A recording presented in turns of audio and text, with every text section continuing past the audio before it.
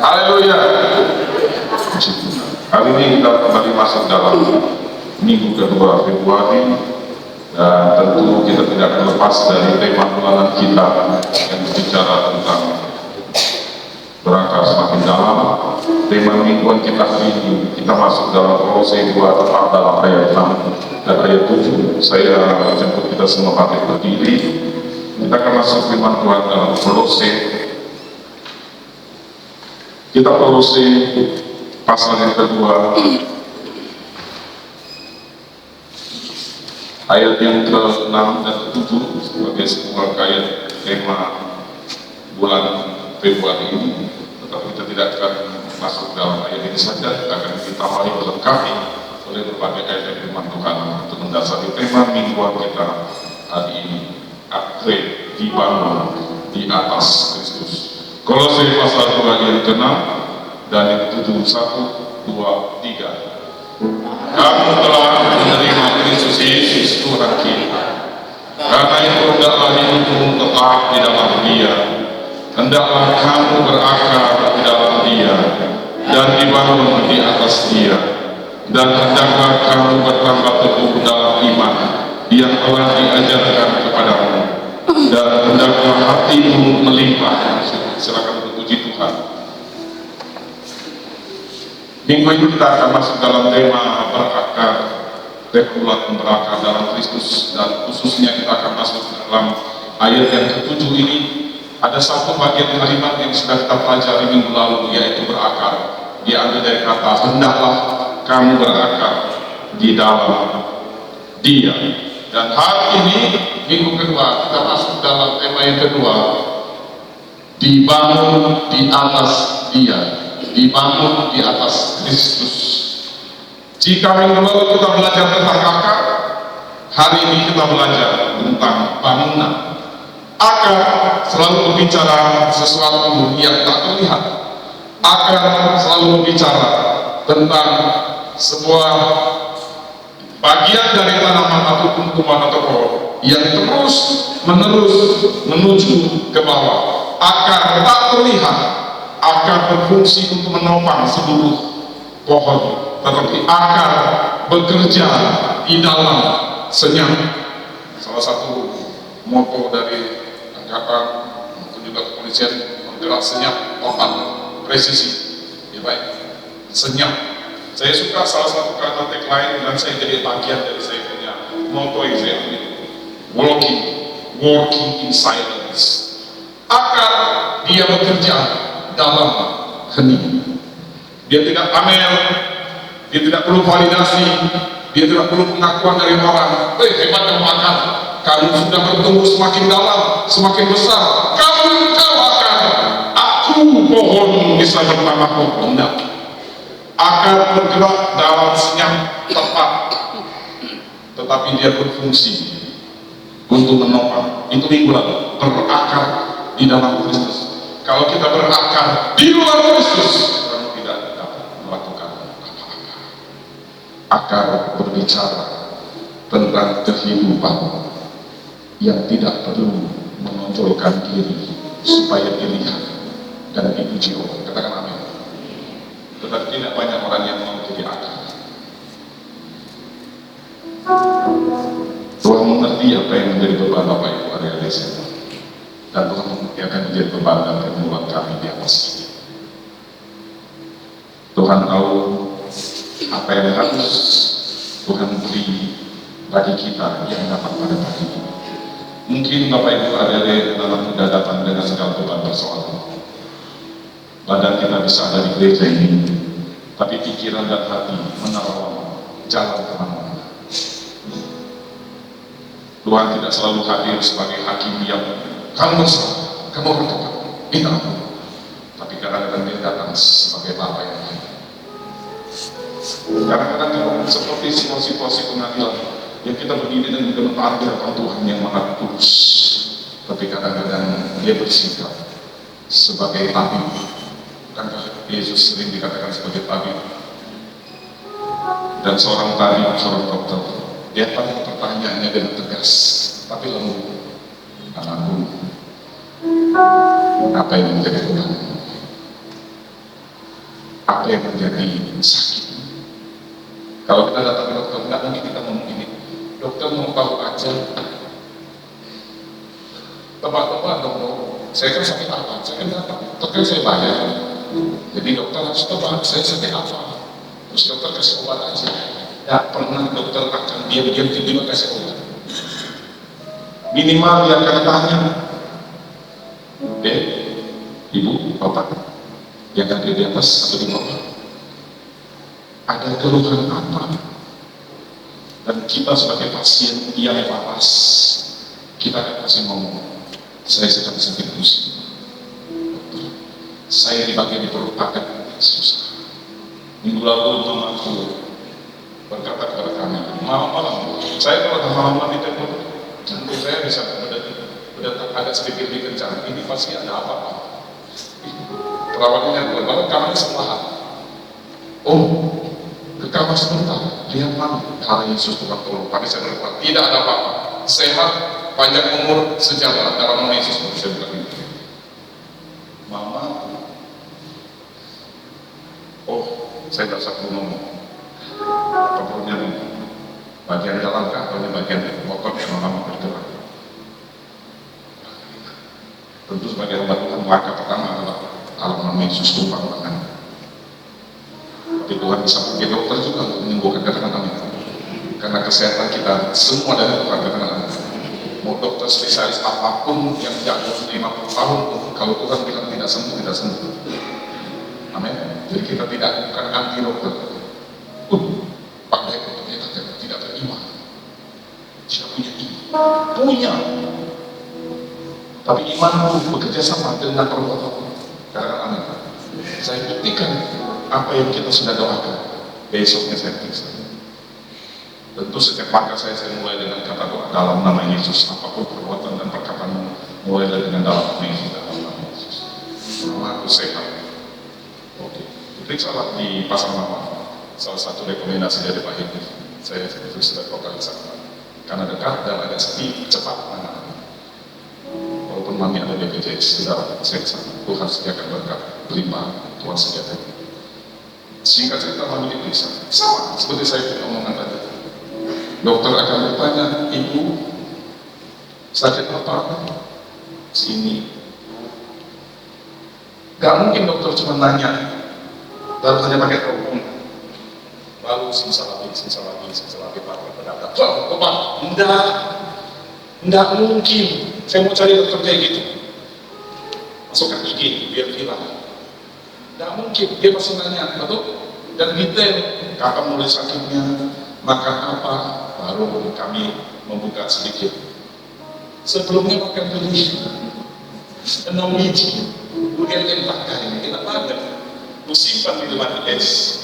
Mama, aku ingin. Aku sudah bilang, suster, dijaga, jangan terlalu banyak.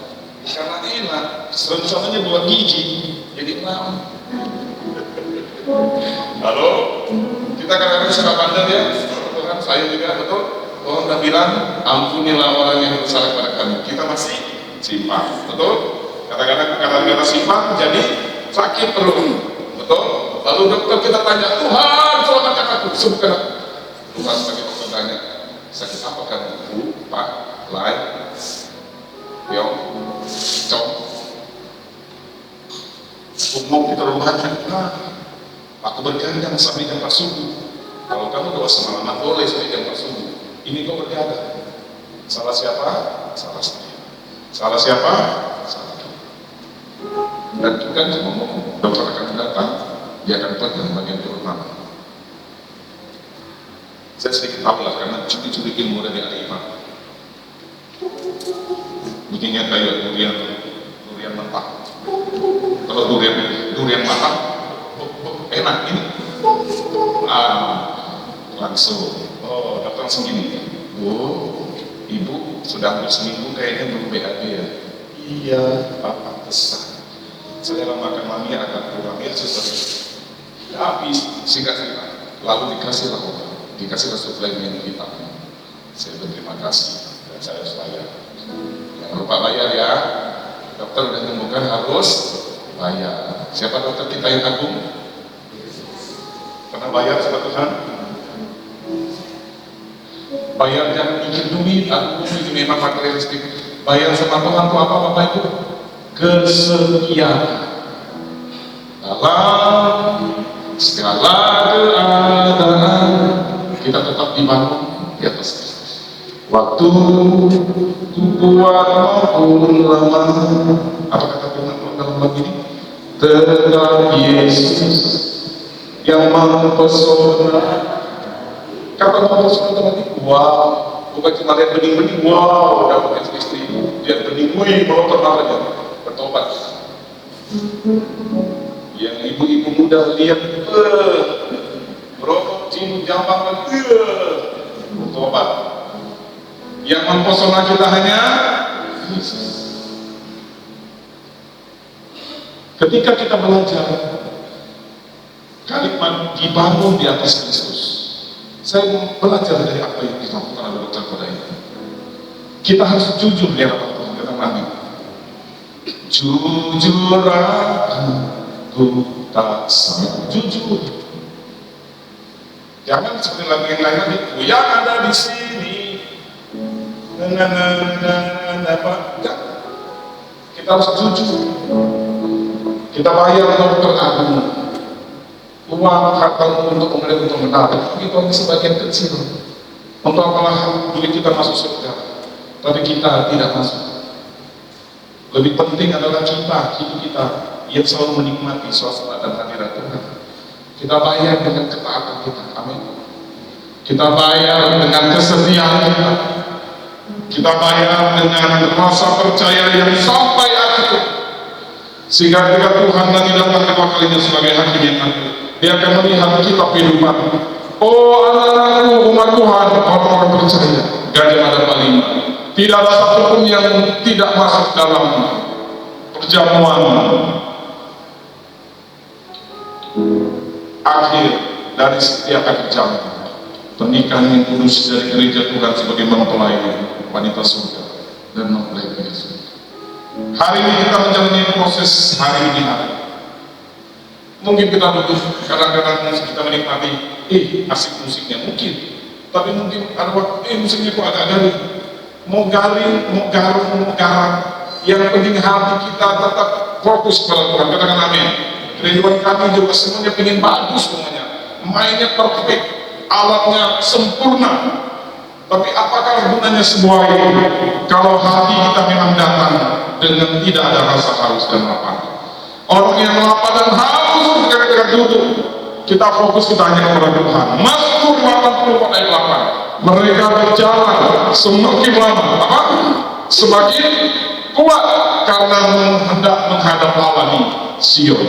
Karena menghadap Allah di Sion sama dengan fokusnya dia dibangun di atas Kristus. Dia tidak dibangun dengan sesuatu yang lain. Dia tidak dibangun dengan validasi dan pengakuan ujian dari manusia.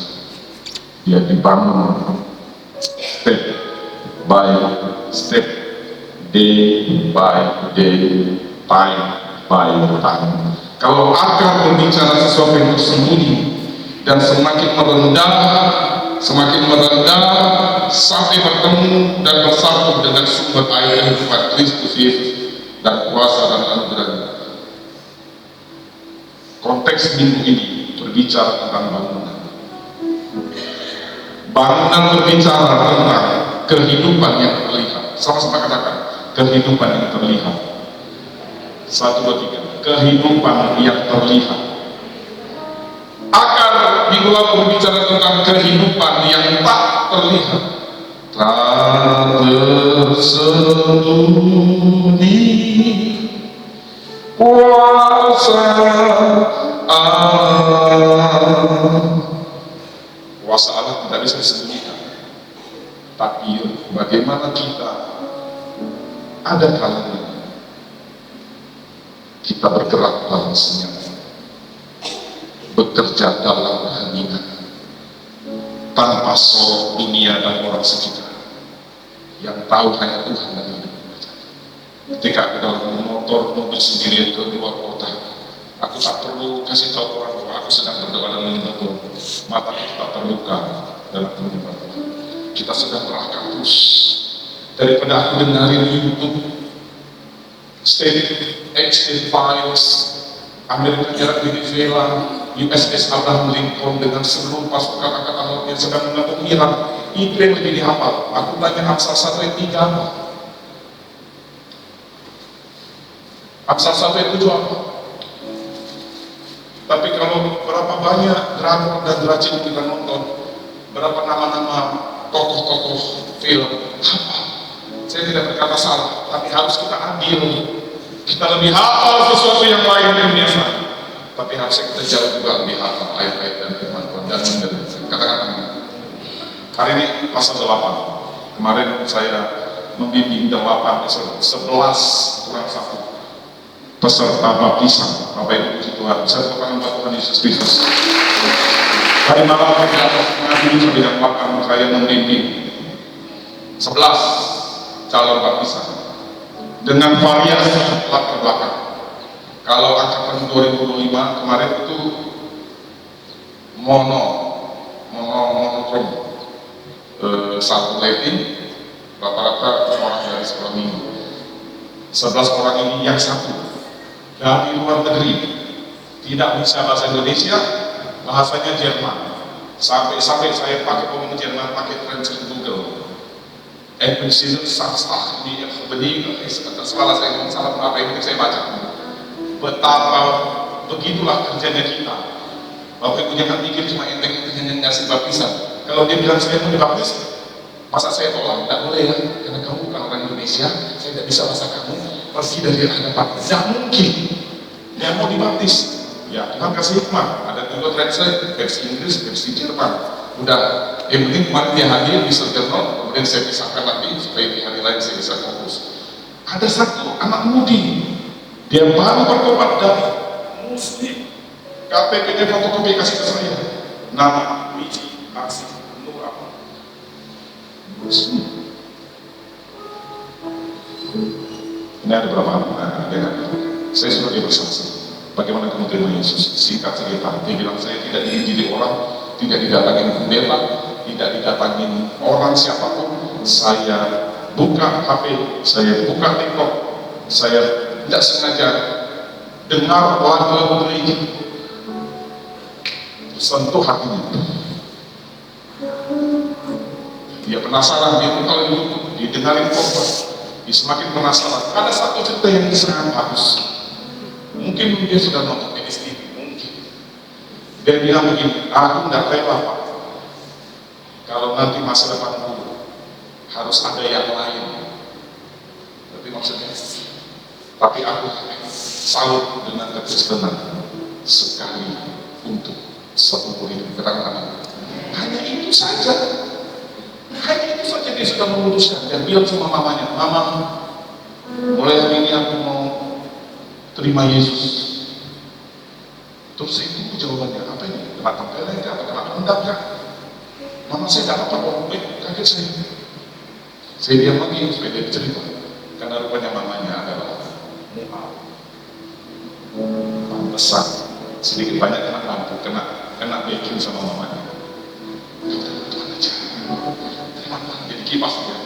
Oke, mantap. Jadi saya pun agak tenang sedikit, karena saya harus mengkaji kan latar belakang seseorang. Saya tidak boleh sembarangan membaptis orang betul, dan mereka harus menulis surat pernyataan dibaptis tanda tangan sebenarnya jika ada yang menduga ini dia sudah menulis.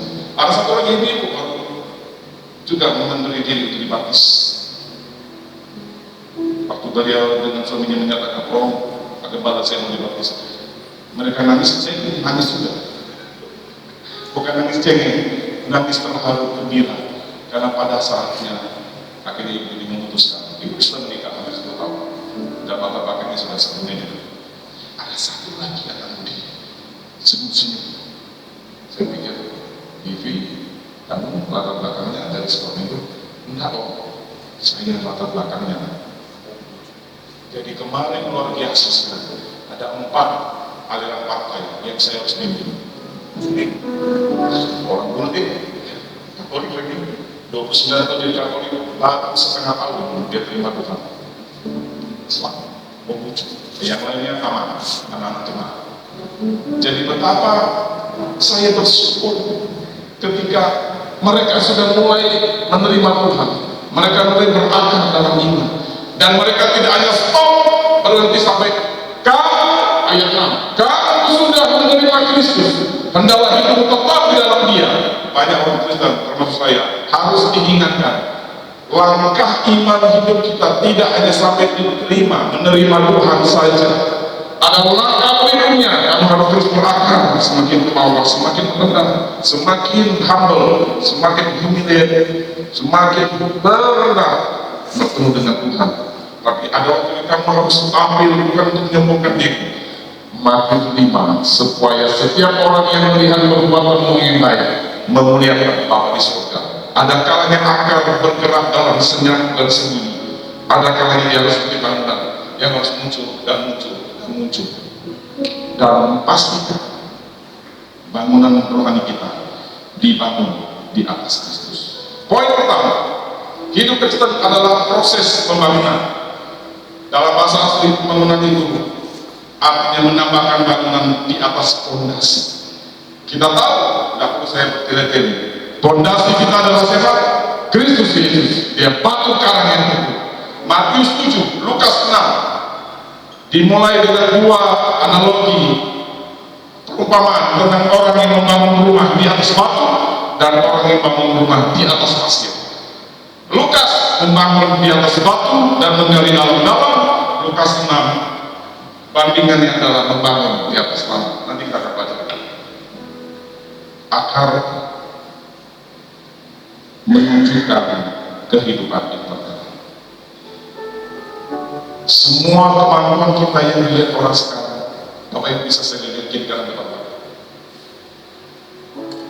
ada akar dalam batin kita yang menopang apa yang kita tampilkan sekarang.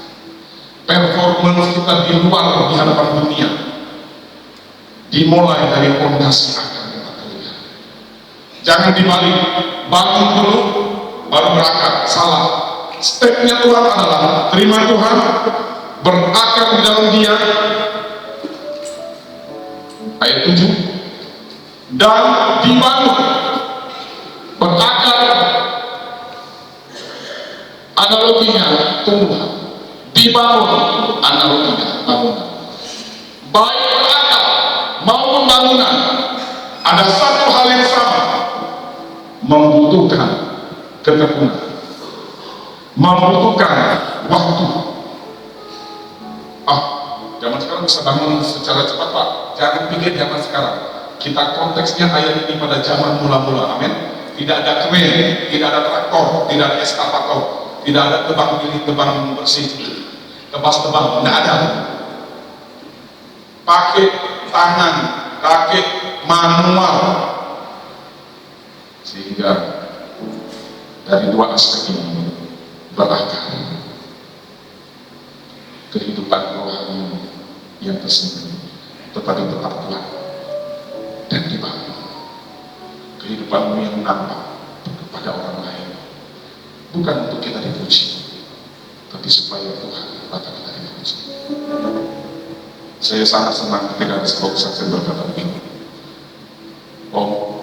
saya melihat teman saya itu awalnya, dia tuh orangnya kayaknya kuno, kayaknya katro, bahasanya buku katro. Dia tidak ada kata katro, karena yang suka ngomong katro lagi sakit, jadi tidak acara lagi TV, ya kan? Tapi dia tidak melakukan hal-hal yang tidak berkenan. Akhirnya si teman ini tadi mau login aja sama si teman yang satu. Katakanlah Aco, kamu kok saya senang gembira terus, padahal saya tahu kamu juga punya beban yang sama, karena kita satu kantor, karena kita satu divisi, satu satuan, satu angkatan, satu rating, tidak ada yang panggil sum dan senior tadi, uji, semuanya satu rating. Tapi kok kamu saya lihat, walaupun mungkin tidak terlalu wow perubahan dalam kehidupan dan keluarga, tapi saya melihat ada sukacita dalam itu. Saya dengan santai dan tenang dari berkata, bukan saya yang membuat saya bahagia, tapi saya punya Tuhan Yesus Kristus yang ada dalam hati. Sebuah perkataan yang sederhana membuat temannya ini penasaran. Bolehkah kapan-kapan saya ikut kamu ke gereja? Coba lihat. Kita mungkin pikir menginjil itu harus belajar teologi 10 tahun, eksposisi, ekspositori, exegesis, kristologi, eskatologi, soteriologi tentang keselamatan, demonologi, belajar tentang setan, angelologi, belajar tentang malaikat. Bukan terlalu rumit. Dunia mau lihat saya dan kita, apakah perkataan kita, sikap tingkah kita sesuai dengan apa yang menjadi predikat kita sebagai orang Kristen. Katakan amin. Sangat simpel sekali. Kita seperti ada di ruang kaca seperti ini. Saya lihat Bapak Ibu kata kaca ini. Tapi yang benar adalah kaca ini harusnya tembus pandang.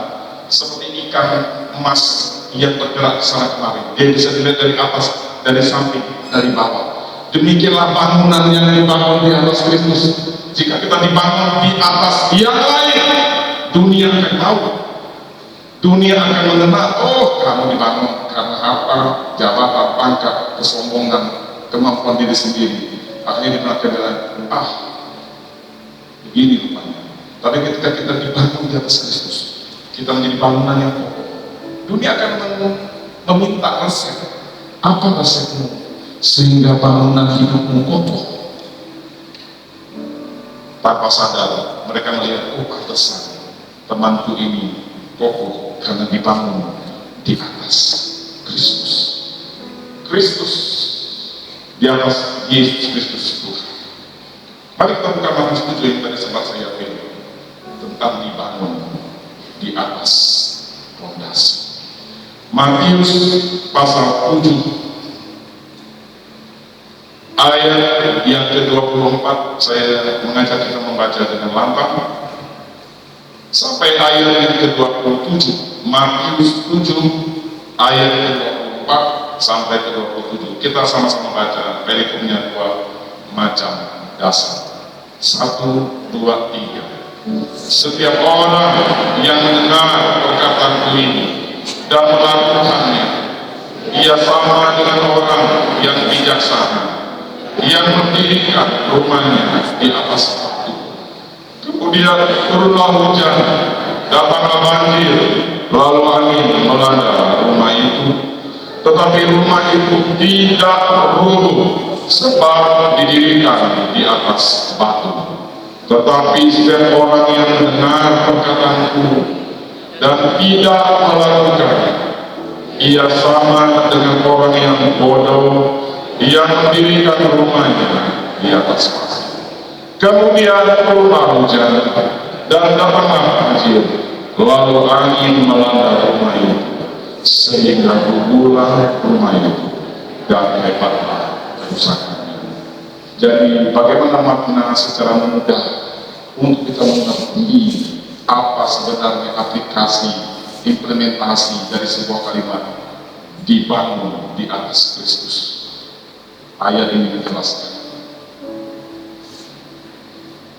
orang yang mendengar perkataan Tuhan, yang mendengar, membaca, menerima setiap firman Tuhan, dan apa? Sama-sama katakan. Dan Nike punya moto apa? Just do it. Bukan do it dulu ya. Mau lo ya, ini mau ya, bukan kalau online. Cincin dulu yang tahu ini minggu depan. Bukan lo ini. Bukan just do it uang, bukan bahasa Inggris. Just do it. Lakukan saja. Jadi kalau Bapak Ibu punya sepatu Nike, semoga sepatu Bapak Ibu mengingatkan saya ketika saya mulai lupa, saya lihat sepatu Nike. Lakukan saja. Amin. Dan itu berarti kita sedang membangun tubuh rohani kita, bangunan rohani kita di atas Kristus. Bukan firman orang lain, bukan nasihat spiritual dari orang lain, bukan kata-kata motivator dari seminar motivasi saja, tapi kita kembali ke laptop, kita kembali ke basic, fondasi yang sebenar-benarnya, yang harus saya dan kita ingat. Kita harus dibangun di atas Kristus. Kenapa? Orang yang dibangun di atas Kristus Dia seperti orang yang membangun rumahnya di atas batu. Bukankah kita sering mendengar Kristus adalah batu karang yang teguh? Katakan amin. Tidak ada satu tokoh agama manapun yang kita dengar dia berkata, kita tahu dia sebagai batu karang, sebagai fondasi rumahnya. Benar? Bahkan tidak satupun pemimpin agama manapun yang dengan telak berkata, akulah jalan dan kebenaran dan hidup, tidak ada seorang masuk surga kepada Bapa kalau tidak mau dia. Tidak bisa. Tidak. Bahkan Yesus berkata, jika kamu di luar aku, maka kamu tidak dapat melakukan apa-apa. Pertanyaannya, kok orang bisa ada yang lebih miskin dari orang yang tidak firman? Ada ayat yang berkata, untuk apa engkau memiliki seluruh dunia ini jika engkau kehilangan nyaman? Benar? Lebih baik kita menikmati suasana surga di bumi, tapi juga kita tidak kehilangan keselamatan dari surga. Itu yang menjadi poin kita. Dan berakar ke bawah, dibangun ke atas, punya satu tipe yang sama. Perlu waktu, perlu kesetiaan. Saya datang kepada Bapak Ibu sebagai pastor, kata saya betul, Bapak minum obat ini 3 kali sehari setelah makan, jam 7, jam 2 siang, jam 7 malam. Iya, adakah pasien yang semudah ini super aku lah, mau minum enggak minum, aku punya body is my body. Ada orang minumnya nyanyian. Nggak ada pasien yang waras yang ngomong suka aku lah, body is my body. Dokternya kasih obat, kasih aturan minum, suka aku. Tapi apakah mungkin ada suatu masa kita seperti kita mencoba untuk bernego dengan Tuhan, sang dokter yang ada, mau lakukan firman, mau sekarang nanti terserah aku lakukan, yang penting aku besok minggu dan datang ibadah. Padahal kita sudah datang baik-baik ke dokter karena kita merasa sakit. Bapak Ibu datang hari ini lagi dapat ajaran Tuhan dengan segala pergumulan hidup. Nyatakan itu dia dapat Tuhan, katakan amin. Dia jauh lebih tahu apa yang menjadi sakit dan sakit. Tapi Tuhan butuh sebuah kejujuran. Apakah Tuhan Yesus tahu Bartimeus tetap membutuhkan melihat itu? Tapi dia masih nanya. Apakah Yesus kurang kerjaan? Nanya orang buta, apa yang perlu aku lakukan bagimu, Bartimeus?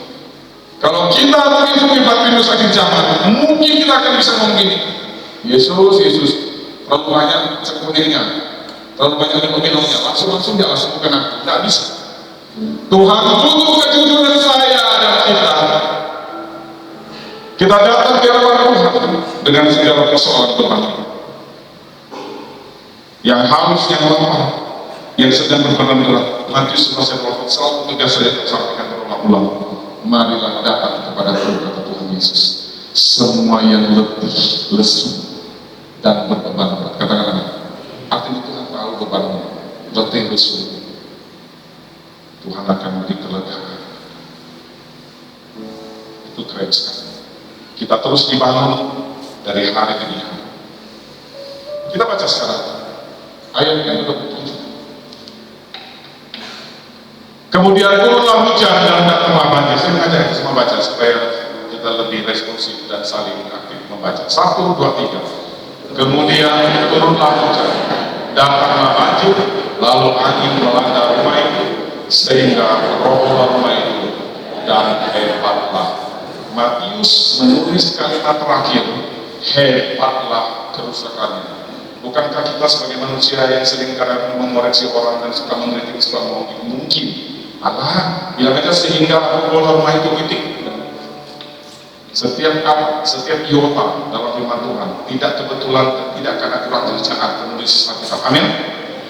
Hebatlah kerusakannya, bukan cuma roboh, terbonsai semua. Terseret banjir. Pernah sekarang banyak kan YouTube yang cerita tentang air bah mendadak itu di pinggir sungai, tiba-tiba datang dari gunung. bukan cuma roboh, tidak ada lagi barang itu di situ, ganti lumpuh, betul? Kalau roboh masih kelihatan rumahnya, betul? Masih dapat paspor, ijazah anakku, berangkas isinya emas 5 kilo. Ini hebatlah kerusakannya. Dicari pun tidak tahu mana, mungkin tidak tahu. Hebat kerusakannya. Bapak Ibu, ini firman Tuhan serius untuk saya dan untuk kita. Kita dibangun di atas Kristus. Pastikan kita dibangun dengan kita mendengar, membaca firman Tuhan, mengerti, dan paling penting melakukan. Karena konteks melakukan itu akan membuat perbedaan yang besar antara rumah yang tetap atau rumah yang roboh dan hebat kerusakan. Satu kata saja perbedaan antara rumah roboh dengan rumah yang tetap, melakukannya. Saya puji dengan satu simbol, just do it. Kita terlalu banyak cincong, terlalu banyak basa-basi, terlalu banyak nego dengan Tuhan. Kalau gini gimana? Kalau gini boleh tidak? Kita seringkali sudah dikasih tahu ini ada jalannya, kita masih berjalan di pinggir Tuhan. Ada istilah dalam dunia psikologi, seringkali manusia itu kalau dilarang makin jadi, makin berjalan di pinggir Tuhan. Kalau begini boleh tidak? Kalau aku pacaran, boleh tidak dia terus cium? Selalu carinya yang pinggir jurang, nanti pinggir jurang antara jalan dan tempat itu tipis. Tapi Tuhan memberikan sebuah perbedaan yang jelas. Hanya ada 2 golongan orang, mereka yang mendengar firman Tuhan dan melakukannya. Dia seperti orang yang mengambil rumah yang besar. Tapi yang mendengar, apa itu? Kita pelan-pelan. Simak sebentar, buat saudara. Apa persamaan 2 orang yang membangun rumah di atas batu dan pasir? Apa persamaan?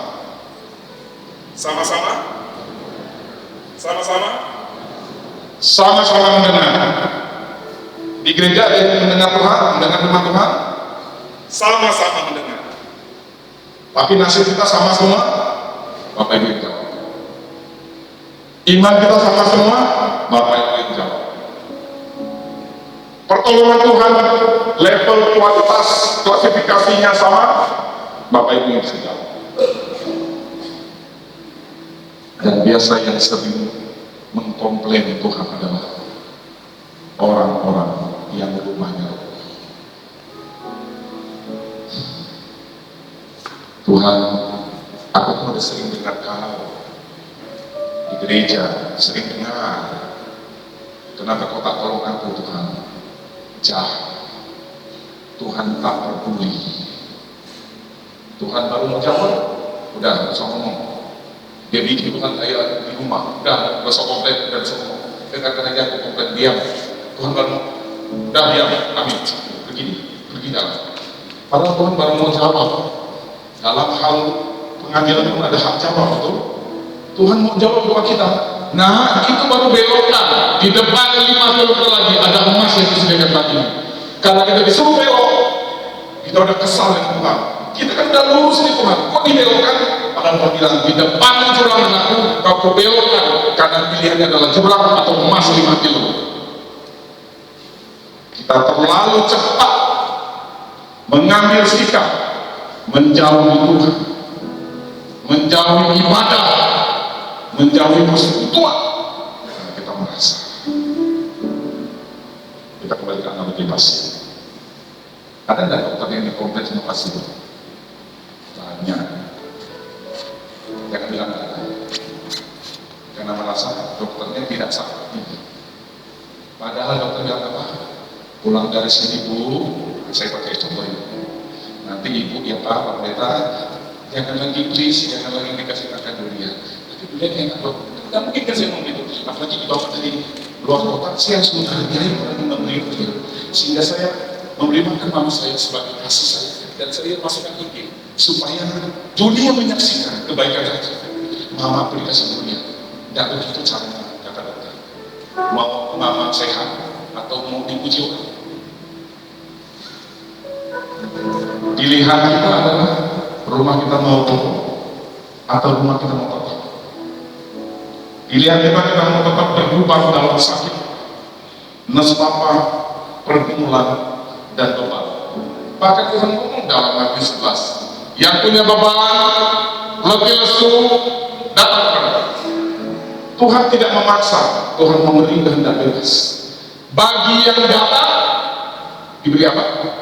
Kelegaan. Ada nggak orang yang nggak datang? Banyak.